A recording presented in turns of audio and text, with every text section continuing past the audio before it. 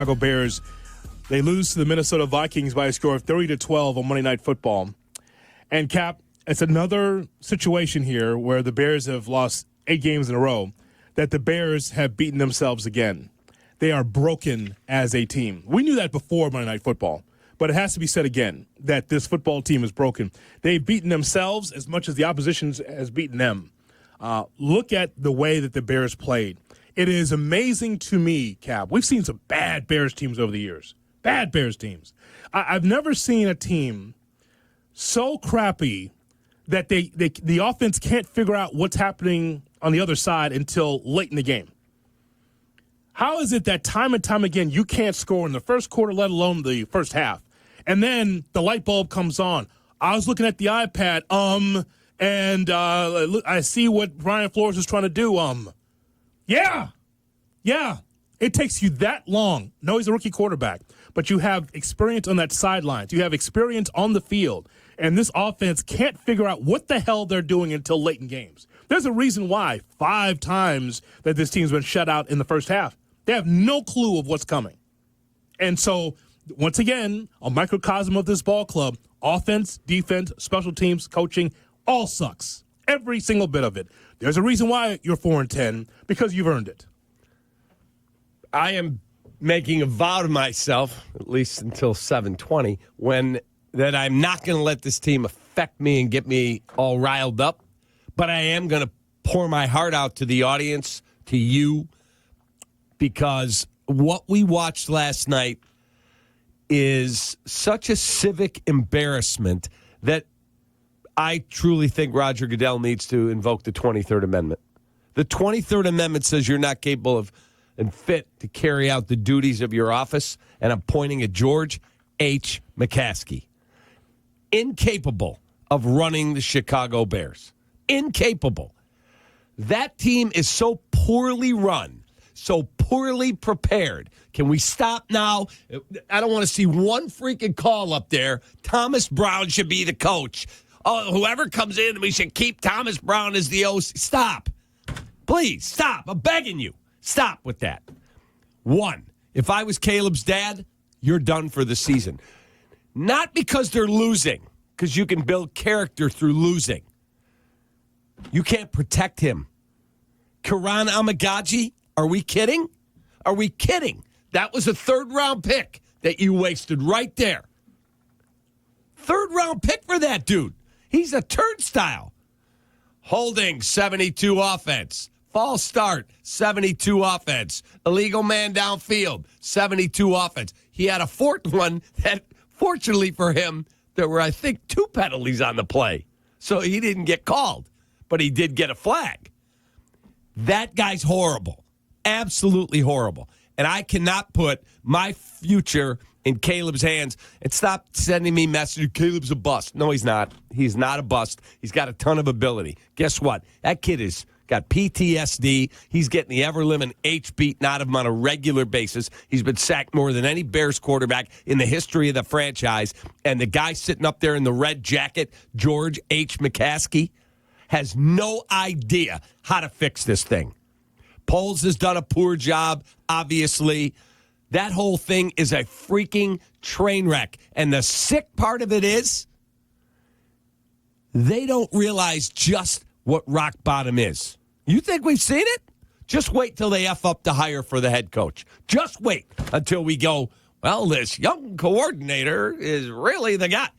Get the hell out of here. You got to fix your broken culture. That's from people in your building, in your locker room, who have told me the culture is completely effed. It's got to be fixed. You don't know and you don't have the ability to recognize what it is and then be able to deal with someone who could come in there and fix it, period. Yeah. They were not going to win the game yesterday. I think we had a consensus. Even Jay Moore, who's the most optimistic Bears fan I know, wasn't sure about this game. And there's a reason why. You go in 0-6 on the road. You're 0-7. You're 4-10. But here's what you saw. They weren't going to win the game, Cap. But you have to be able to have a better showing than that, because you're not coached well, you're not playing well, you're not interested, you have no guts, you got no glory, you got no wins on the road. This is who you are, Cap. This is who you are. And goes back to the conversation we had where you pushed back on me last week when I said, Cap, this might take more than a year to fix. And it is one thing to be optimistic about some of the parts of this football team, but it's deeper than what we saw on Monday night. It's more than personnel. It's what you just talked about with the culture. You don't fix that in a year. This is not one of those things in the offseason we go, well, in the draft and free agency, we'll just fix our offensive line. You can put players in place. It doesn't mean it's fixed. Ask the Lions, can you just make changes and all of a sudden you become a championship-level team? It took them years to be able to get that. It took them years.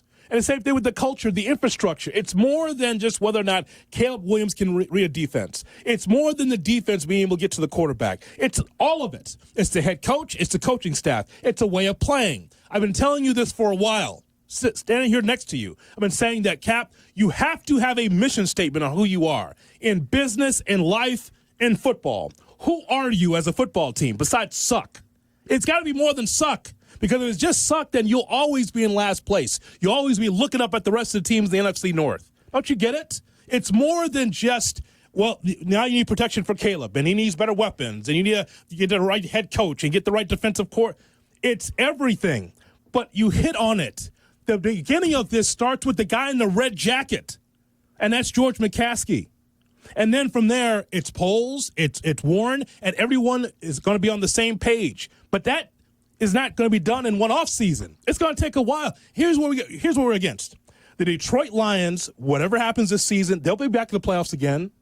And they've got the infrastructure, Ben Johnson or not, to be able to be a viable team in the NFC North.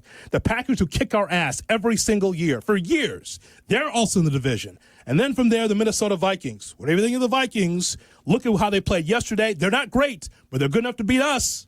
And so look at all three of those organizations, and then look at the Bears. See how far away they are? So it's not you're a year away from being a year away. That's where the Bears are right now. So whatever happens in the offseason, I'll be the most pessimistic Bears fan. We're going to go through all the spring and summer, and guess what? I'm not going to give you this pie-in-the-sky thing I gave you last offseason. Oh, Cap, they can win 9 games.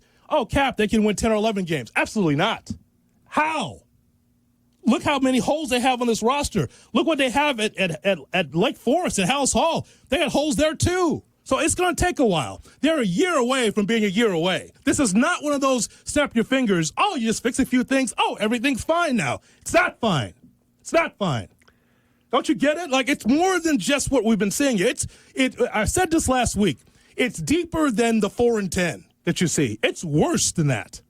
Just when you thought that you had a turn, look at it. That look like it's going to be just next year, everything will be fine? Absolutely not. You're 0-7 on the road. You kidding me? Okay. Stop. One correction that I do have to make. I'm a moron. The 23rd Amendment gave District of Columbia the right to vote. It's the 25th Amendment. Either way, can we please invoke it on George? Please. Incapable of running an NFL franchise. Let me say that again, and I know they're our partner here, and I don't give a effing blank. I really don't, because I'm telling you the truth. Incapable of running the franchise. You want me to believe that dude's going to hire the right people when he fails time and time again and is more concerned that we don't swear on Hard Knocks? Get the H out of here. Clown show up there. That's what it is.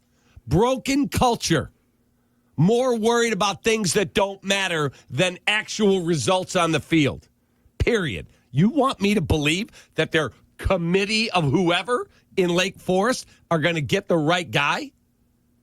I have to believe it to see it, Cap. Because I can't just say they're going to find the right guy. I have no idea. Let me ask you a question. Belichick's people said, we had a meeting. McDaniels, Patricia, whatever you think of those guys, it's irrelevant. That's his inner circle. Football guys that have been in the sport their whole life. Bill Belichick, the best job out there is Chicago, but we did not think they would have any interest. Let me ask you a question. I'm not saying you got to hire 72-year-old Bill Belichick and his 24-year-old girlfriend. I'm not saying that. Why would you not get on a plane and go, let's talk to him? Let's just talk to him. Why would we hear from Seth Wickersham, who's as tapped into that dude as anybody in the world other than Belichick's girlfriend and kids? Why would we not hear that they got on a plane. Chicago sat down with him. They decided they wanted to go younger, but they wanted to hear what the greatest coach ever had to say. Why? Why would we not sit down and talk to him? Because we know everything? Absolutely. Because you suck in Lake Forest. That's all you do is suck. Period. 312-332-ESPN, 332-3776 is our telephone number. If you're on hold, almighty. you will be on the air as we talk to you about the Bears and their loss against Minnesota 30-12. There's a time, Cap, that I put the pen down in this game. It was comical. I put the pen down not because I was pissed off, Shay. No. It's because of a certain guy coming on the field, and I said, you know what? This game's over. We'll talk about that and more on a Bears Tuesday on Kap and J.